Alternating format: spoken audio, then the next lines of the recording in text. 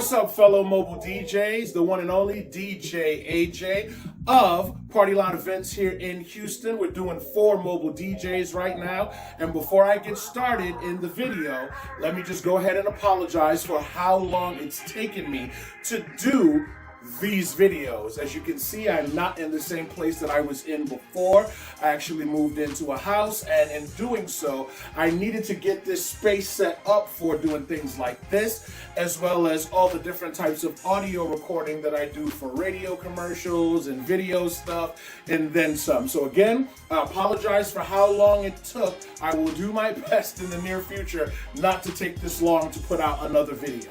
With that being said, let's talk about it. You've seen it in the description for the video.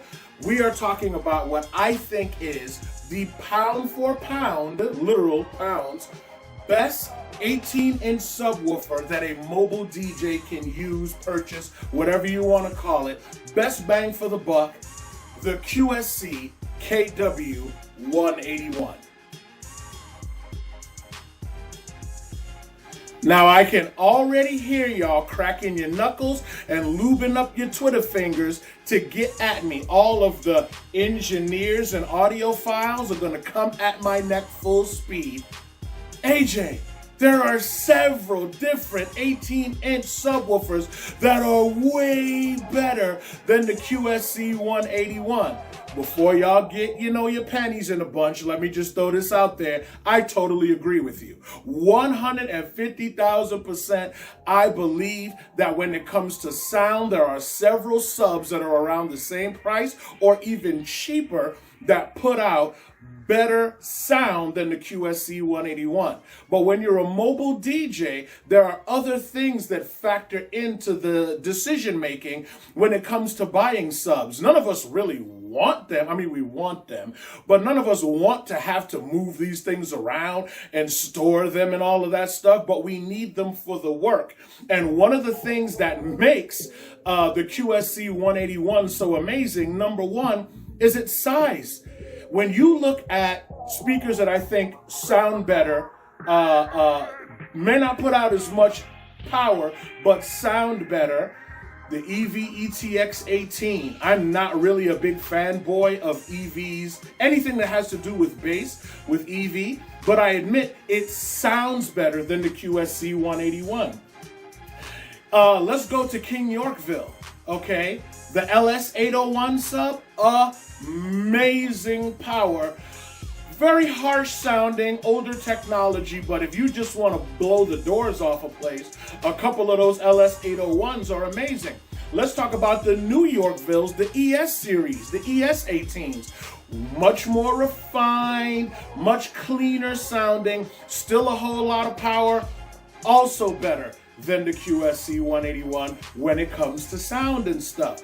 Yamaha DXS18. I've actually seen a video on YouTube where these two subs were sat one next to the other, and one dude was so taken aback by the fact that the Yamaha was putting out more bang at the same volume level than his QSC was, that he accused the other guy of having the volume turned up louder, okay? Again, cheaper price, more sound. More expensive or same price, cleaner sound. At the end of the day, there are better options, but all those speakers I just listed and several others are way heavier than the QSC and way larger than the QSC. QSC weighs 85 pounds. All those other speakers are 100 to 120 pounds apiece. It's smaller. You can stack them and shove them in a corner of a minivan or whatever. Those other speakers are much bigger speakers. They take up more room. If I had to do an event and I could pick any 3 speakers to move with, and I am the one that has to move all of them, 3 subs, sorry, and I'm moving it all by myself, I'm going with the QSC 181 because they're the easiest to lift and maneuver at the end of the night when you're tired and you're broken down and all you want is your bed. After an event, lightweight, small to move, and for their size, what other speaker, what other sub that's their size puts out the amount of sound that they do. Go ahead, I'll wait. None. Don't waste your time. Don't waste my time. We got other things to do. That's why the QSC 181 is a boss. Let's take a closer look at it. Okay, so here we have the front of the speaker. Nothing super special. You've got your grill. You can see the front-loaded woofer here. You can see the portholes off to one side.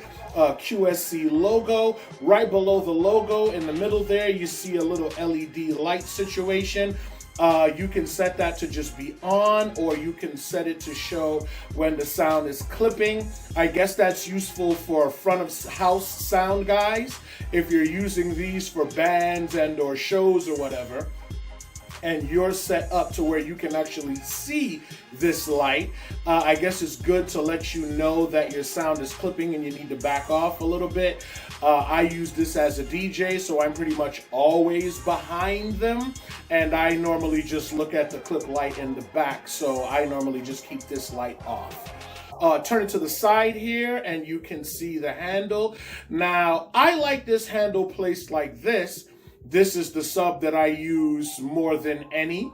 And when the time comes to pick it up off the floor, it's so light and it's so small that I think this handle placement being placed the way it is in the direction and orientation that it is just fine for the speaker. The handles don't really hurt my hands. Again, I find this sub to be light. I often pick them up with one hand and carry them on the side of me. Handle is fine. If we flip around here to the back, this is where I think the money is made, or a good portion of the money is made when it comes to QSC. This amplifier is the truth. The settings, whatever it is that they have in here, combined with the woofer that they use and the tuning that they use, is what makes this sub amazing.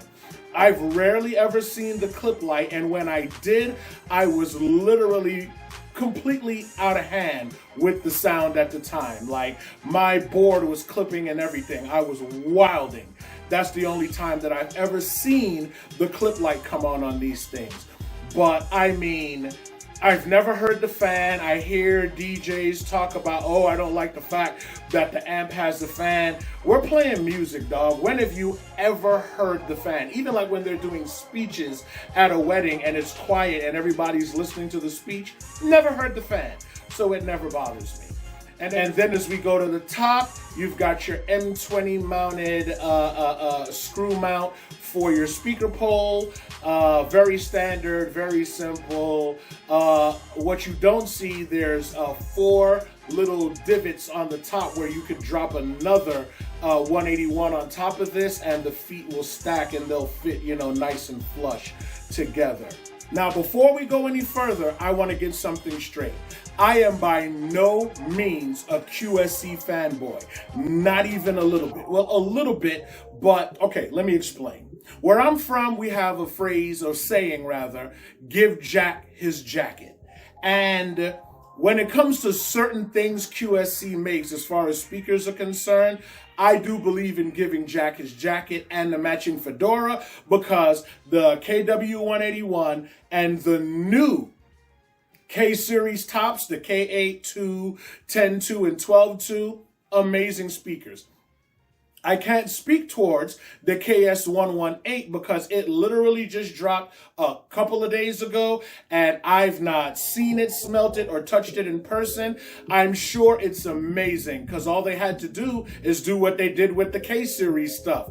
Look at the amazing KW181 and make it better. Make it sound better, make it more powerful, and if they could, keep the weight down, and they'll probably have a client out of me if I'm being honest, because I am not a brand loyalist. If it sounds good and it's in my budget and the colors match, I'm gonna run it, because you know what I know that a lot of y'all don't know?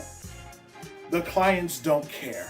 The clients honestly don't care that I'm running a QSC bottom with a Yamaha top. Speaking of which, that is exactly what it is that I do when I use these KW181s for my school dances. I run normally 2 QSC 181 bottoms and 2 Yamaha DXR 12 tops. The original DXRs, not the new MK2s. I'm sure they're amazing, but I've not heard them or touched them.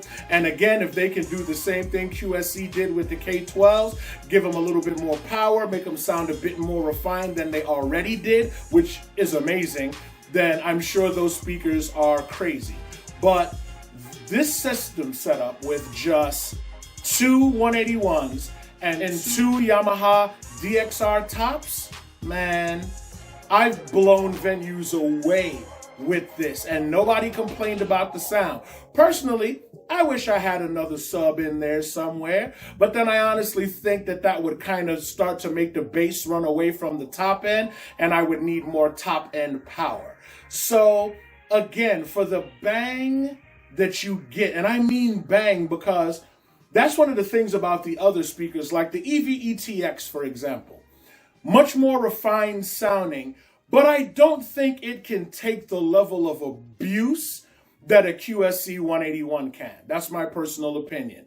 Sounds better, looks better, more technology with the digital screen on the back with the DSP. But again, if I had to choose between those speakers for portability with size and weight and abuse factor, again, I'm going with the QSC. Y'all probably think I'm crazy, but I'm sorry, man. This speaker, as far as my travels as a mobile DJ, has proven itself time and time again and has been lightweight and very small and compact while doing so. So, you know, again, cheers to QSC on making an amazing product. There's a reason it took them so damn long to drop the KS118, because the 181 is still amazing. It's still a dope speaker. Now, I'm very interested to hear what the 118 sounds like, the new KS118. Very, very, very excited to see what that sounds like, because I just so happen to be in the market for some subs, and yeah, I'm very interested to see what they sound like. I'm still looking very heavy at Yamaha, though. I'm not gonna lie. You know that the new XLF Yamaha. Shout outs to the Angry Sound Technician. Check out his videos on the Yamaha XLF. It is a front firing sub, not the DXS bandpass. Yamaha snuck and made, when nobody was looking, this front firing sub to replace the old, I want to say it was a DSR sub line. And from what I understand, they bang. So with that being said, thank you for checking out videos. I've got videos coming up talking about the Chauvet Nimbus, as well as some uplighting videos where we are going to get down and dirty in the world of Chinese-made uplights versus Chinese-made uplights for companies like American DJ and Chauvet. So until then, turn it up, play it loud, and or make sure you're mixing, because DJs that don't mix are trash. And y'all have a good one, man. It's DJ AJ of Party Loud Events here in Houston for mobile DJs. I hope this information helped some of you guys in some way, shape, or form. Until next time, man.